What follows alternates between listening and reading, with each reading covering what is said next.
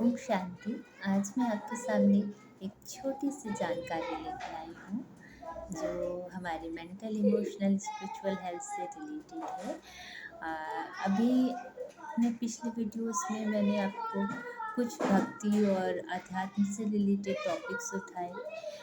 वो इसलिए ज़रूरी है कि हम हमारा जो मेंटल पावर है, जो थॉट्स पावर है, थिंकिंग पावर है, हम उसे कैसे इम्प्रूव कर सकते हैं। जैसे आपने देखा होगा कि योगा में भी जो त्राटक होता है उसमें भी क्या करते हैं, पिन पॉइंट पे फोकस करने के लिए कोशिश करते हैं, उसकी प्रैक्टिस कराई जाती है ताकि आपकी कंसंट्रेशन पावर बढ़े। तो हमारे पूर्वजों ने हमको गॉड से इसलिए जोड़ दिया कि एक पिन पॉइंट, एक पॉजिटिव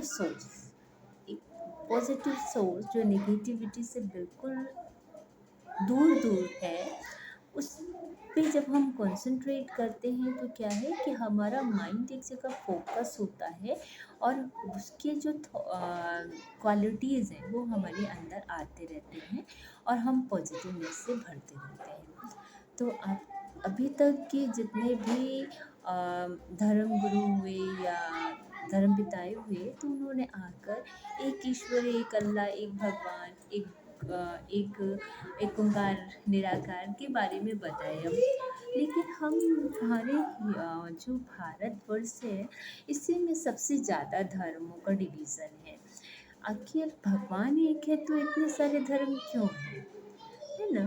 तो धर्म और सबका भगवान अलग-अलग है, ऐसा तो पॉसिबल नहीं है ना कि पूरे देश का राष्ट्रपति तो एक ही होगा, है ना? ये नहीं कि कर्नाटक का अलग है, आंध्र का अलग है और जो सुप्रीम पावर, जो सुपर मोस्ट पावर वो तो एक ही होगी ना। लेकिन बस उसको अलग-अलग लोगों ने अपने थिंकिंग के अकॉर्डिंग अलग-अलग नाम दे दिए। जैसे कि आपके जो मुस्लिम्स हैं, उन्होंने अल्लाह को नूर कहा, है ना? और आपके जो अल्लाह माना नूर माना लाइट है ना? और आपके जो क्रिश्चियंस हैं, उन्होंने कहा गॉड इज़ लाइट, उन्होंने लाइट माना। हमारे हिंदू धर्म में उनको बोला गया कि ज्योतिर्लिंग है, ज्योति स्वरूप हैं। जैसे गीता कहती है कि ज्योतिषाम तज्ज्योति माना ज्योति स्वरूप है। ऐसे ही सबने उनको एक लाइट स्वरूप माना और उन्होंने अपने अपने अकॉर्डिंग, जैसे घर का बच्चा होता है तो उसको कोई बाबू कहता, कोई बेटा कहता, कोई बिट्टू कहता। ऐसे ही उस ईश्वर को सब जिन्होंने जैसा समझा, जैसा दिया, उसको प्यार से वो नाम दे के अलग अलग कर दिया। अब हमारी क्या प्रॉब्लम हो गई कि हमने जो नाम दिया, तो बीइंग अ ह्यूमन बीइंग हमारे अंदर जो ईगो आया। जैसे हमने बच्चे को नाम दिया, किसी ने उसको सोनू नाम दिया, किसी ने राहुल नाम दिया। तो क्या है कि हाँ, मेरा नाम बेटर है, मैं उसको ज़्यादा प्यार करता हूँ। ऐसे ही जितने भी धर्म पिताएँ आए, तो उन्होंने उसको जो नाम दिया, तो उनको सुप्रीम दिखाने के लिए उन्होंने एक अलग नाम दे दिया और माना कि हाँ, हमने उसे अच्छे से जाना है, तो वो इस नाम से। बट गॉड या परमात्मा या ईश्वर, अल्लाह, सुप्रीम पावर, सुप्रीम सोल है एक ही, लेकिन उसको अलग-अलग नामों से दे दिया। जैसे हमारे हिंदू धर्म में क्या है ना कि हमने भगवान के कई रूप समझ लिए। कृष्ण, राम और आपका शिव, शंकर, देवियों के रूप। इवन अभी क्या है कि जो आपके पेड़-पौधे हैं, उनमें, जानवर, सब में हमने भगवान को मान लिया। लेकिन ये सोचिए कि भगवान इतना सारा डिवीज़न में होगा। भगवान जो सुप्रीम पावर है वो तो एक ही होगी ना, जो देश का राष्ट्रपति है वो एक होगा, बाकी जो है उसके मिनिस्टर्स हैं, मेंबर्स हैं। तो आखिर वो भगवान कौन है? क्या पहचान है उसकी? उसमें जब तक हम फोकस नहीं होंगे तो स्पिरिचुअलिटी हमारे अंदर आ ही नहीं सकती, हम कितना भी कोशिश करें। क्योंकि जब तक जो सुप्रीम पावर, जो पावर बैंक है उसकी पूरी हमें जानकारी नहीं है, तो उससे हम गेन कैसे कर सकते हैं? थोड़ा मोड़ा गेन करेंगे। तो इसीलिए जो सुप्रीम पावर है उसको हमारे सनातन धर्म में शिव नाम दिया।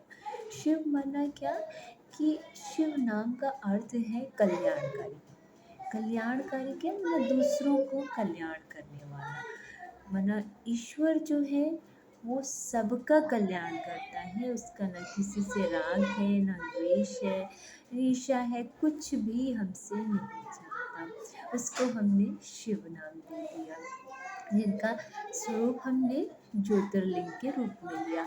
ऐसे मुस्लिम्स जो हैं वो उसको नूर कहते हैं, अल्लाह नूर है उसका। उन्होंने उनके जो मक्का मदीना में जो है वो भी एक पत्थर का लिंग स्वरूप को ही वो पूजते हैं। ऐसे ही जो आपके क्रिश्चियंस हैं वो गॉडेस लाइट कहते हैं, वो भी निराकार को ज्योति स्वरूप ही मानते हैं। और आपके सिख लोग हैं वो भी, यानी कि कुल मिलाकर जो सबका है वही एक है। तो ऊपर नीचे, ऊंच नीच या हम श्रेष्ठ तुम बेकार, ऐसा बेवजह लड़ना है ना, वरना उसका कोई अस्तित्व ही नहीं रह जाता। अरे जो मेरा बाप है वो आपका बाप है, तो लड़ाई झगड़ा किस बात की? अब मैंने जिस रूप में उनको माना, फादर एक है तो फादर की क्वालिटीज़ हैं। एक ही फैमिली में फादर को बच्चे अलग अलग तरीके से मानते, कोई बिल्कुल उनमें डिवोटेड हो गया, कोई उनको फ्रेंड की तरह मानता है, कोई किस तरह से। ऐसे ही सारे धर्म वालों ने जो गॉड को माना तो उन्होंने अपना अपना भगवान अलग कर लिया, जबकि भगवान तो एक ही है। और भगवान सारे जितने धर्म पिताएं आए वो यही कहने आए कि वो ईश्वर एक है।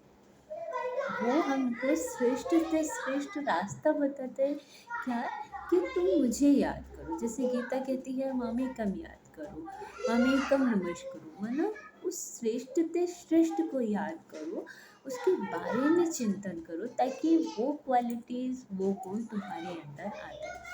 तो जितने भी धर्म पिताए थे वो आए उसकी पहचान देने, लेकिन क्या हुआ कि धर्म पिताओं को फॉलो करने वाले जो लोग थे उन्होंने उन्हें ही ईश्वर का रूप माना, ईश्वर का रूप मान लिया, या कहिए ईश्वर मान लिया, यानी भगवान को सर्वव्यापी बता दिया। लेकिन भगवान जो है वो एक ही है, और जितने भी धर्म पिताए वो सब उनके बच्चे। कभी भी नानक ने ये नहीं कहा कि एक ओंकार सतनाम, ऐसे उंगली नहीं, ऐसे किया, है ना, ऊपर की ओर डायरेक्शन करते हुए। साईं बाबा ने कहा सबका मालिक, तो अभी क्या करते हैं, साईं के मंदिर बना के साईं की पूजा करने लगे। ऐसे ही हमारे जो हिंदू सनातन धर्म है उसमें जो सुप्रीम सोल शिव परमात्मा है, तो वो उनका जो परिचय देने वाला है, उनकी जो पहचान देने वाला है, उसी को ही भगवान मान लिया। लेकिन वो जो परिचय देने वाला है वो रास्ता बता रहा है उसको याद करने का, उस तक पहुंचने का। उसने ये कभी नहीं कहा किसी भी मैसेंजर ने कि मैं भगवान हूँ तुम मुझे पूछो, कभी भी नहीं कहा। उन्होंने यही कहा सबका मालिक एक है, उसको याद करो। लेकिन हम मनुष्यों ने क्या किया, जितने भी धर्म गुरु आए उनको गॉड बना दिया, उनको पूजने लगे। यही कारण है कि भगवान सर्वव्यापी हो गया, और भगवान जब सर्वव्यापी हो गया तो हमारी बुद्धि एक जगह फोकस नहीं हुई और उनसे हमें कोई प्राप्ति नहीं हुई। जो सुख शांति का रास्ता वो बताने आया था वो हमें नहीं मिल पाया।